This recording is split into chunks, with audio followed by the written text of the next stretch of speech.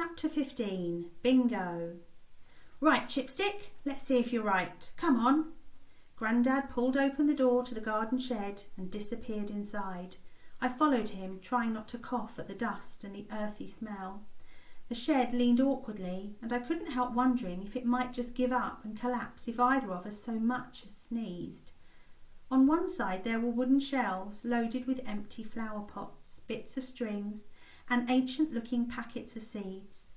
Grandad reached up to pull something from the top shelf. It was a huge old book. He swept dust from the leathery cover. "I spotted this in here the other day when I was rooting about for a trowel. The old woman who lived here before must have left it. She left all sorts of bits and pieces as it happens. But unlike the Guatemalan rainstick, this might actually be useful. It's an encyclopedia of plants."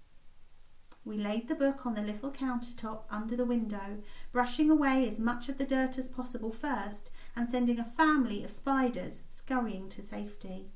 "A World of Plants, it's called," Grandad said. "I was thinking of using it to look up things to grow. Let's see if it's got anything to say about your tree, hey?"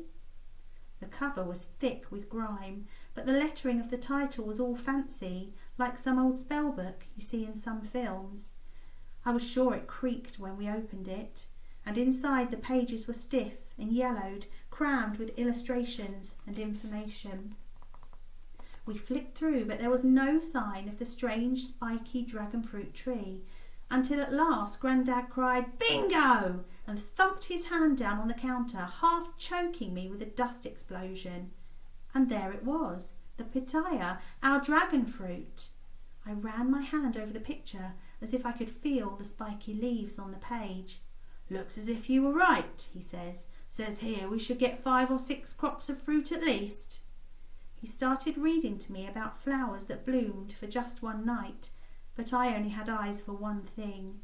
In a swirly bordered box at the bottom of the page was a tiny picture of a dragon and a paragraph of text.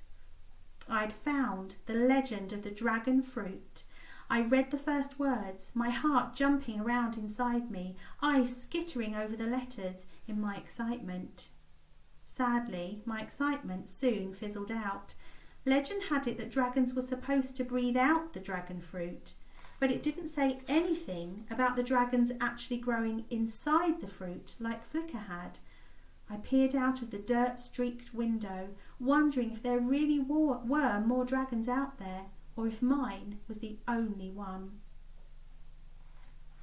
At home again, muddy and tired, I set all the books from the library out on my bed. Maybe there was something I had missed. Flicker flew over and started scratching at the covers, but I didn't think Mrs. Olive would be too happy about that, so I found him a cereal packet to destroy instead. I read until late, my eyes burned with trying to keep them open. Finally, I gave in and wriggled down under the covers. I loved night time with Flicker, but not just because there wasn't so much poo and mess to clear up. You see, when I lay in bed, he left the toy box and curled up against me. I draped my dressing gown over him, just in case Mum or Dad peeped into my room, and lay there with him, listening to the murmurs he made while he slept, almost like a cat purring. I slept so soundly with him beside me, and I had fantastic dreams too. I dreamed about flying over icy glaciers, with volcanoes erupting below me and ice storms swirling across the open land. The dreams were so vivid that I woke up remembering every colour and detail, as if I had really been there. I always woke up with such a happy feeling, and sometimes when I opened my eyes and saw Flicker curled up, he was changing colour in flashes, one after the other, as if he was dreaming a happy dream too. His scales rippled from red to orange to blue to white, pulsing like a fiery kaleidoscope. That night, though, I woke up with a shiver. There was no warming breath across my chest, and Flicker wasn't on the bed. I peered across the shadowy room, waiting for my eyes to adjust, searching for the glow of the little dragon.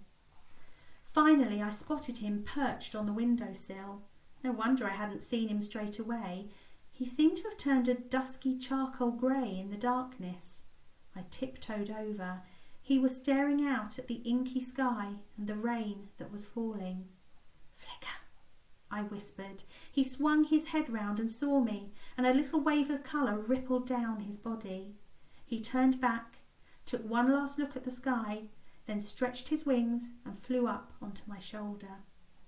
As I scratched his head, the clouds parted and the moon cast its light right into the room. I smiled as his scales shimmered their familiar ruby red. I wondered what he'd been looking at. Was he searching for other dragons too? I still didn't know if there really had been dragons in all those fruit. I'd tried to look earlier, but Grandad had kept me too busy.